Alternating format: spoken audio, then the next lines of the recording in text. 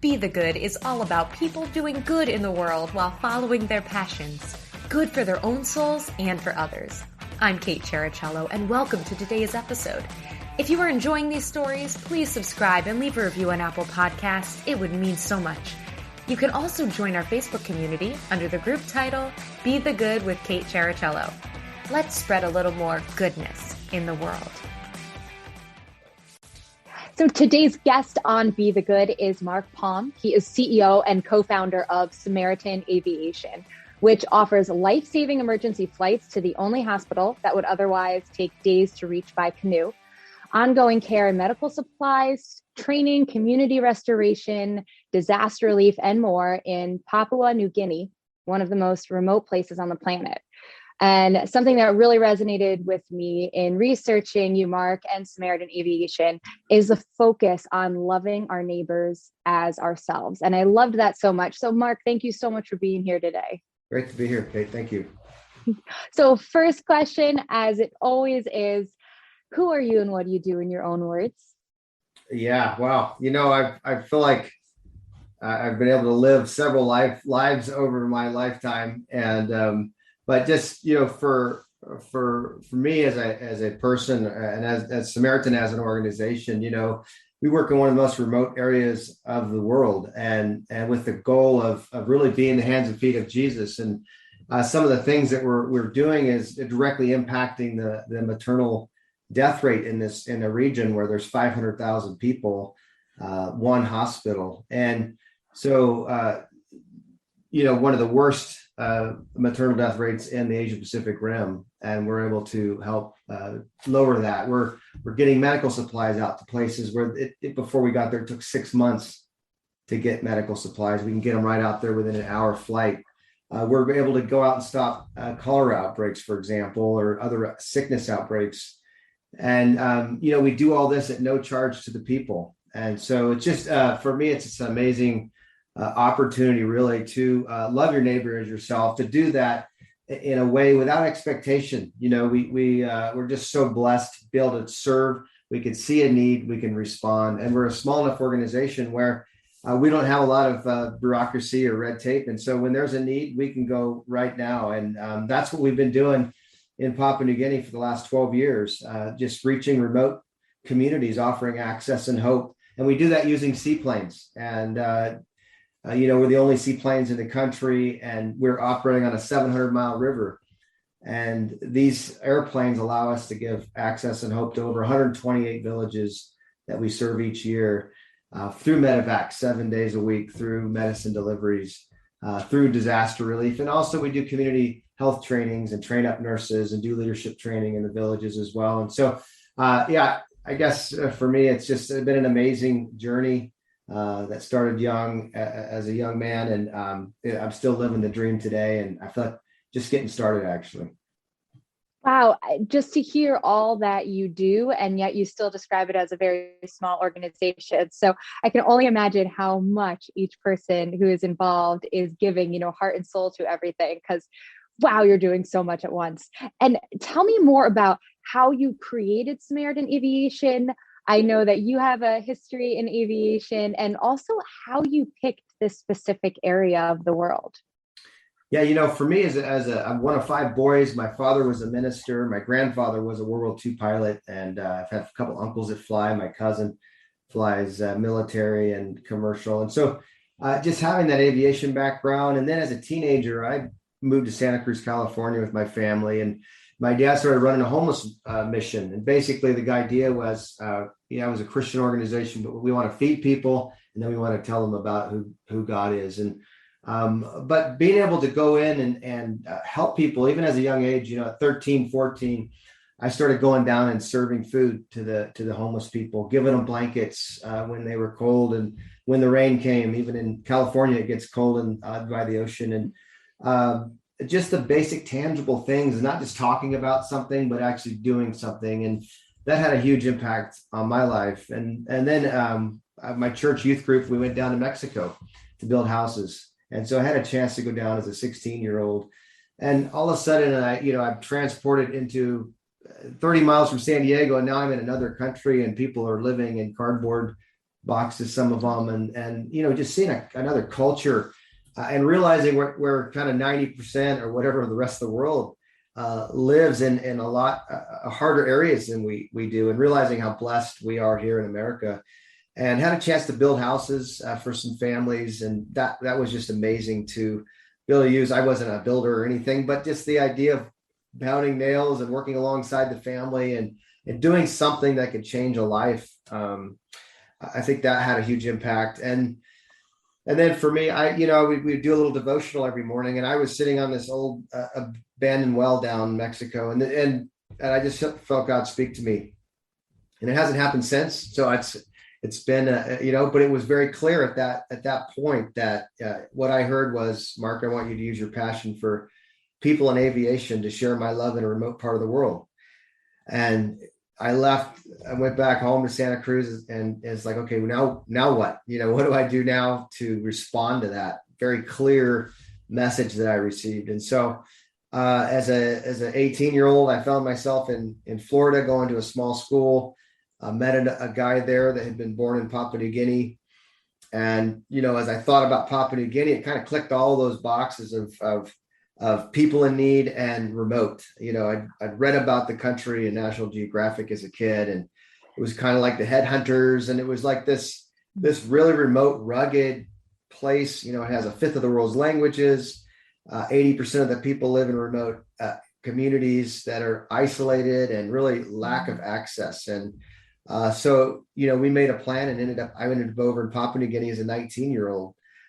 For the first time, and had a chance to go into these remote communities and just live with the people in the bush houses and eat with them, fish with them.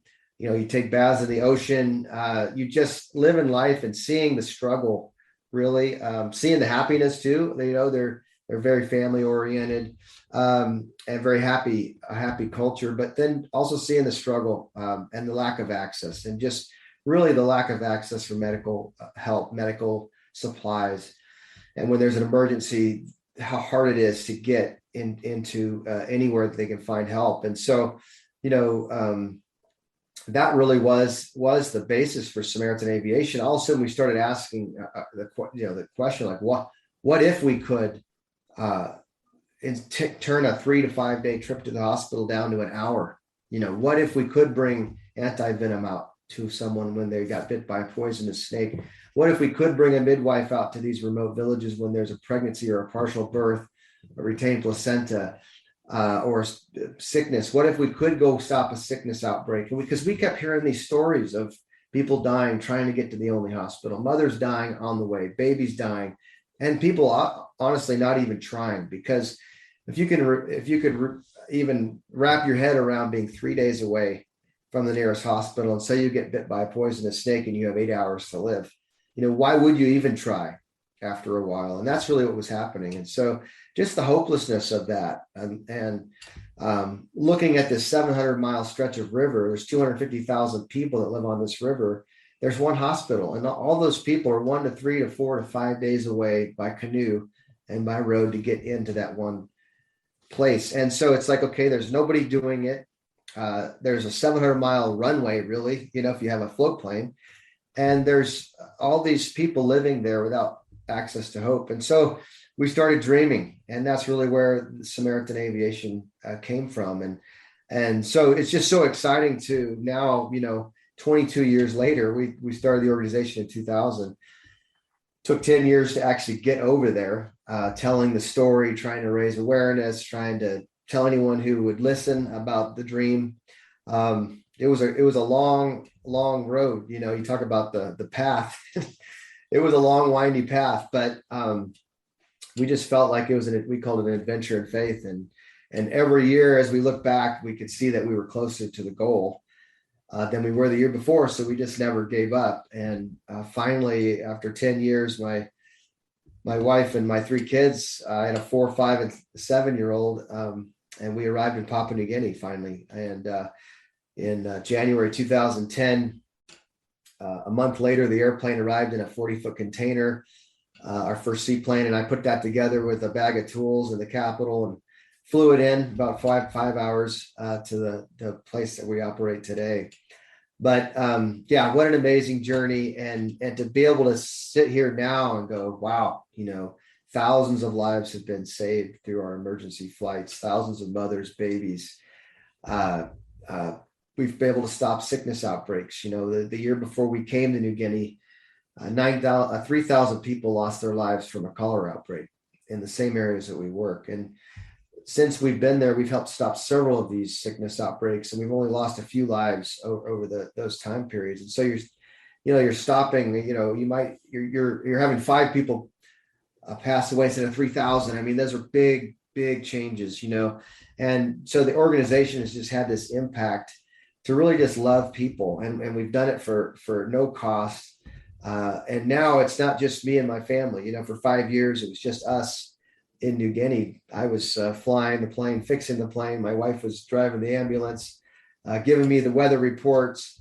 I would drop off a patient. My wife, Kirsten, she'd have the 3 kids with her, put the patient in our van, drive them to the hospital. I'd take off again to get another patient. And we just did that for 5 years, sometimes working 20 some days in a row because the emergencies just wouldn't stop, but we just kept going, and just so exciting now to see, we have 10 families on staff now. We have 6 pilots and a medical director and a maintenance director. And just to see all of these people that have now caught the vision and are as committed as we are. These people are moving their families to Papua New Guinea 2 years at a time. They're raising their own support to do this from their friends, families, and churches.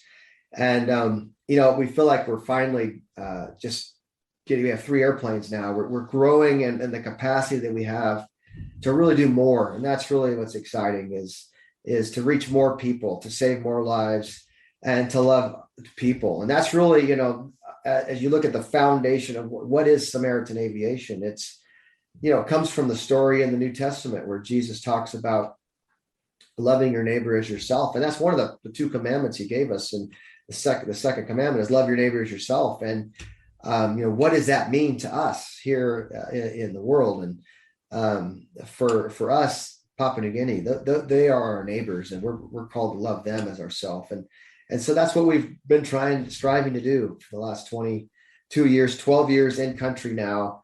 And just being that light, that beacon, that and offering that hope, because hope is a very powerful thing. When you have hope, it's very powerful. And when you lose hope, it's devastating. And so for us, it's offering access, it's offering hope, and it's being, we call it grace in action, with no expectation. We just accept this free gift, and we're going to pick you up in your village. We're going to take your wife, your daughter, your husband, your mom, whoever it is in the village that needs to be saved. We're going to fly them into the only place they can go to get the help that they need. And we can do that at no charge. And it's just been an amazing journey, and just, really excited to see the future as we continue to get more families, more aircraft. And we're looking at expanding even to the other side of the island, where there's another whole area that has the same issues. And but anyway, just so excited to just tell the story, those ideas of what if we could do this, and then now to be able to say that is what we're doing, and we've accomplished more than we could ever have dreamed in the last 12 years. And it's all about the team. It's not about me or it's my wife, or it's about us being willing to go, and the team that we have being willing to go. And then it's about all the people that sent us. We don't have the resources to buy airplanes. We don't have the resources personally to buy fuel, to go over and raise that $1.5 million that we need every year to operate. But because we have all these partners here in the States,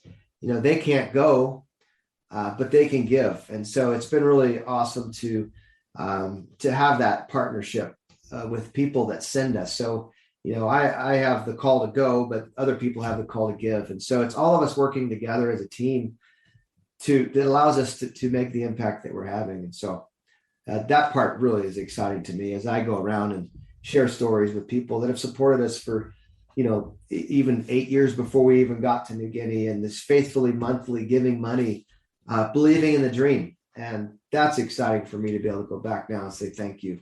Here's a life that was saved because of you, because of your generosity. And yeah, so that's always exciting. And we recently celebrated 20 years. We're 2 years late because of COVID. A couple weeks ago, even in Phoenix, and just talking about just the miracles, and we call them God moments, but just the miracles that happened over the years. This thing is so much bigger than us, and that's also what's exciting, as being part of something bigger than yourself. And so having those to be able to look back and go, wow, that I didn't do that. That was just like, we prayed and we worked hard. We had, we didn't stop, we didn't give up, but just miracles that happened through other people. And that's what's awesome too, is to be able to make a difference collectively, and especially when I think of Americans, Papua New Guinea, 7,000 miles away. It's north of Australia. Most people in America don't even know where it is. 8 million people, second largest island in the world, all of these things. And yet people in America that have no idea how to even relate to that are willing to give sacrificially so that we can go share God's love. And so that's exciting. And so now I go back and forth now, but I get a chance to tell people thank you, and try to inspire other people to do something with their lives and to make a difference. There is so much there that I wanted to highlight and, put exclamation points around.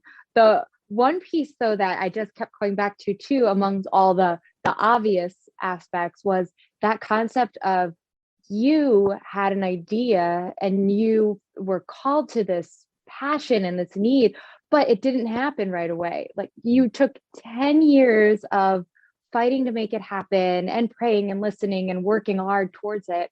And then finally you got to just start by going over there. And then 5 more years where it was just your family doing all that you could. And then to build this whole other network on top. I talk about just perseverance and not giving up, like you mentioned, and that hope word is such a big word and so needed, just to remind yourself of keep going, whether it's something like this, whether it's another passion, whether it's, hope in a person, in a relationship, in, any organization. That is so huge. And I can't get over that, how many years it took. And now look at what you've made.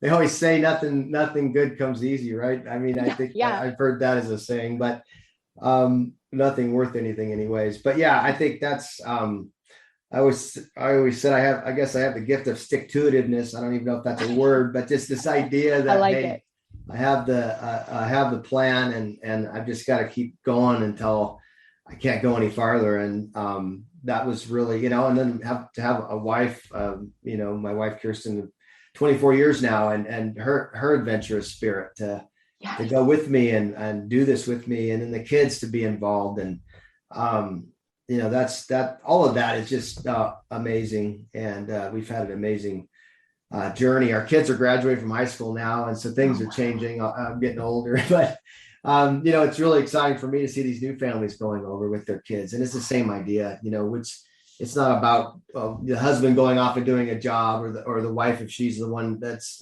has a role, going off and doing her job. It's about the families working as a team. The kids are involved. And I think that's really why a lot of families are starting to come and want to join the team, because they want to do something as a family. They want to make a difference.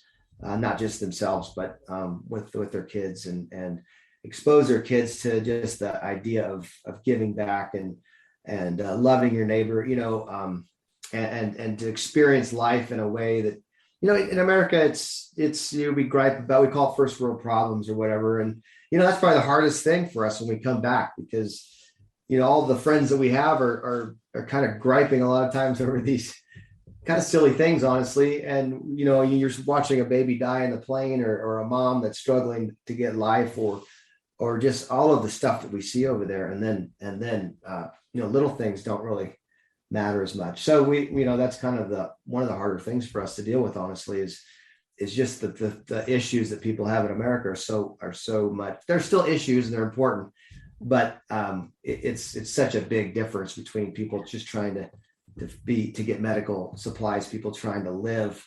and versus just, hey, I want a new car or whatever. So it's just a whole different perception that you get when you live in those areas. And you just said one of my favorite words of the last 2 years: perception and perspective. And you just said perception, and both of those, they're so important to always keep in mind. Yeah. Hey, Mark, do you have any, I mean, you already gave so many good news moments on a grand level. Do you have any of those stories of specific people you've worked with? People that you've saved, kids you've seen, get the supplies they need over there in Papua New Guinea? Yeah. I mean, I could tell you story after story. I bet years worth. Yeah. One of my favorites, and it's my favorite for many reasons. But we went around, like I mentioned, for 10 years telling the story. Like, if we could just get there, we could save lives. These people are dying trying to get to the hospital, and that's how, we're selling a dream, really. Because we've never done it before. Young, we didn't look, we looked very young at the time, and we'd never done it, and so you're spending a lot of money. Aviation's very expensive, so. So then to finally get there, and then it's like, okay, so we started delivering medical supplies. No one had been in a seaplane in this area in 40, 50 years. It's a super dangerous area. This river is 1,000 feet wide, but it'll rise and fall up to 20 feet in a couple days.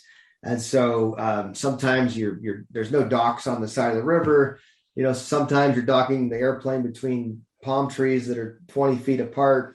Sometimes the wing's over the bank of the river. Sometimes the bank of the river is 20 feet above the airplane. Sometimes there's a sandbar that's 3 feet out of the water that wasn't even there last week. It's 1,000 feet wide, and crocodiles in the river, and people in canoes, and whirlpools and debris. And so, it was a lot initially just to even go, where can we land? How do we operate safely?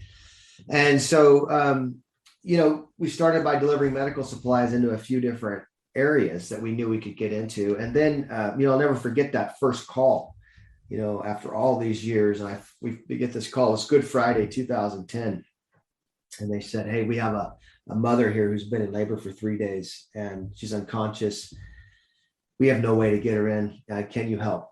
And so I still remember putting that stretcher in the airplane and putting the fuel in, and of course it's raining and weather's kind of bad, and getting the nurse in and taking off, and 40 minutes later pulling up on the side of the river on the muddy bank, and it's raining, and I see this group of people running along the side of the bank, and I see them. There's a stretcher in between them, and they bring this unconscious mother to the plane, and a nurse, and we load the patient in. And when you're flying an airplane like that, the patient's head literally is about a foot away, because they're in a small plane and the stretcher's right behind the seat of the co-pilot seat.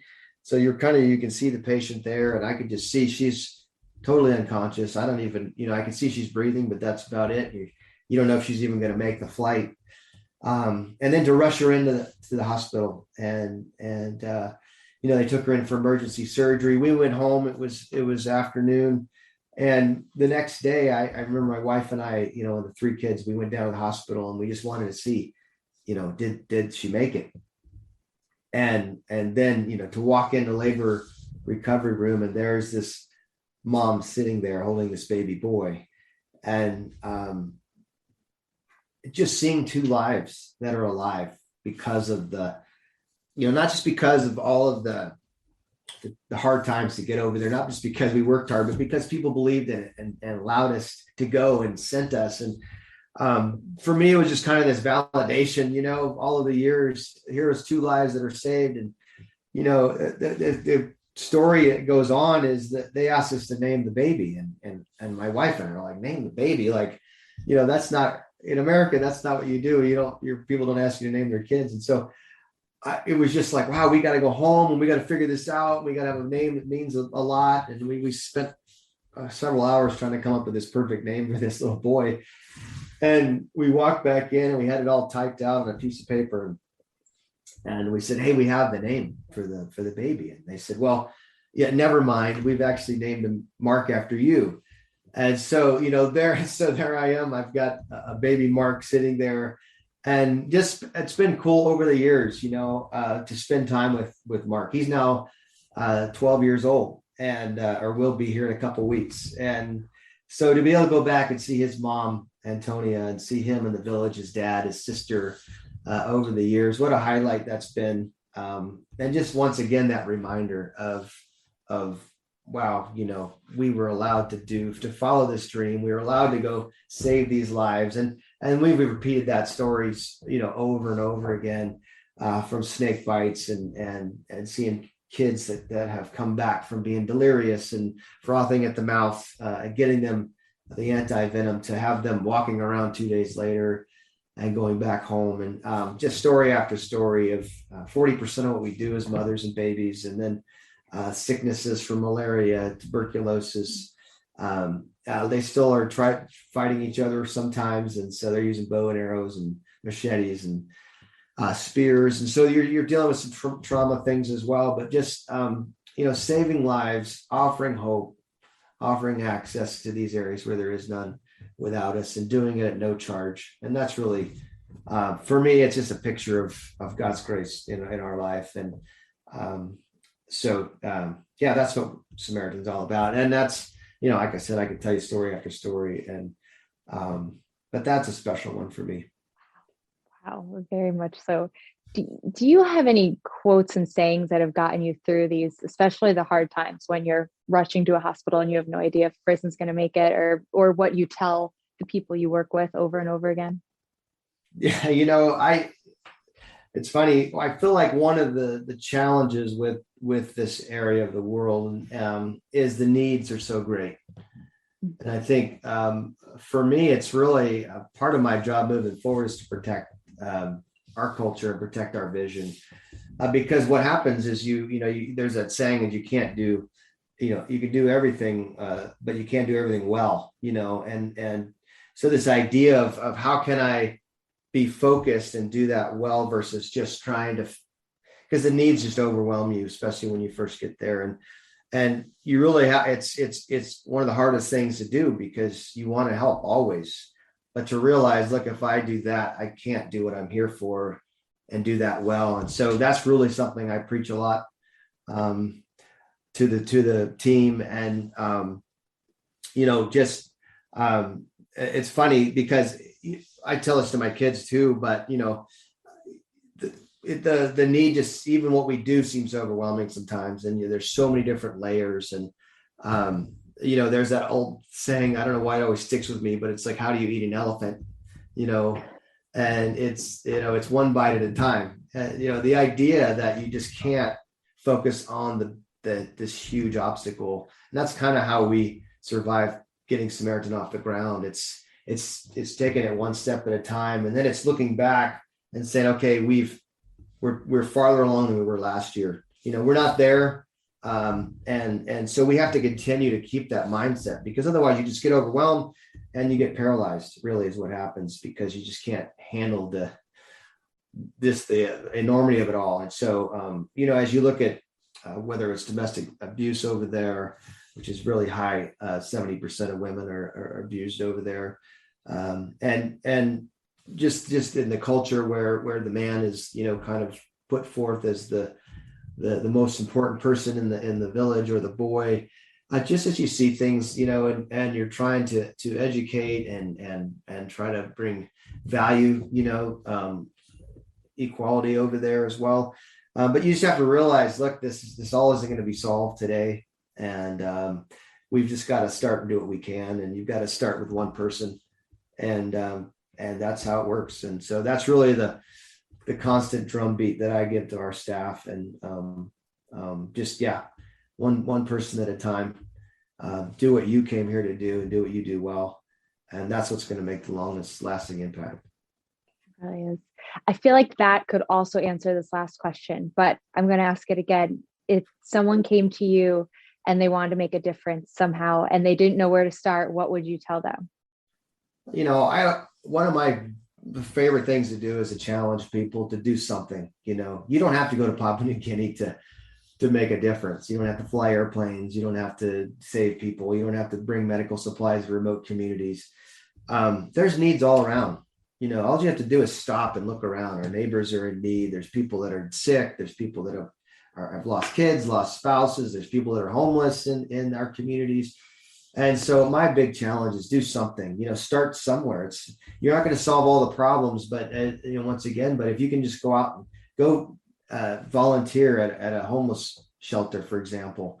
Get your kids involved with that. Go help moms. Go help the orphans, or go help work in a community. There's all kinds of programs where people are helping others, and so I'm just like, get involved in your church, do something in your community. There's needs everywhere, but you got to start. If you sit around and wait for this perfect moment that you're going to be a hero or something, that's not what it's all about. It's extending a hand, it's opening a door, it's giving of yourself, and for, if you can get over down to Mexico, or you can get to another country and be part of a team that makes a difference, that's a lot of times that's more for you than it is for them, honestly. But that will change your life. And if that's what it takes to change your life, to springboard you into something even greater, then I say, go do it. And, until you go see that, you really can't totally understand what it's like to live that way. And so do something, find opportunities, pray for opportunities to love your neighbor as yourself, to be the hands and feet of Jesus in your community. That's, to me, is where it starts. So now if people do want to get involved with Samaritan Aviation some way, to donate or to find out more about how they can help, where can we follow you and find you online? And give us all the links, and they'll be in the show notes as well. Yeah, we need partners to keep doing what we're doing. We're growing, we're expanding, more staff, more airplanes. We're trying to expand in another part of the country, of Papua New Guinea. And so you can go to SamaritanAviation.org. Check us out there. We have stories, media stories, videos, what we're all about. You can see our staff that's on there. There's also ways to get involved if you want to volunteer. You can also go to Facebook, Instagram, follow us. We have stories every couple times a week of lives changed, lives saved. And I go around and speak different places. And so also there's opportunities if we're in your area. We'd love to come speak at your church, to come speak at, where there's businesses that support us as well. If you have a business, if you want to hear the story or have a share, we're happy to come and visit. And we're just telling the story and asking people to see how they can help continue the mission that we've started. Excellent. And there's a fantastic YouTube video too that has an overview that I'll put in the show notes as well. And it's on the website. Great. That I just found so powerful. Mark, I cannot thank you enough for your time and just sharing your heart today, because wow, there's so much happening that you are doing that is just incredible work. So thank you. Yeah, thanks, Kate. We're excited to share the story. Thanks so much for listening to Some More Good News with Kate Chericello. Whether you're listening on YouTube or via podcast, it would mean the world if you liked, subscribed, and or left a review. If you have stories of good news that need to be shared, please send me a message. Thanks again, and have a great week.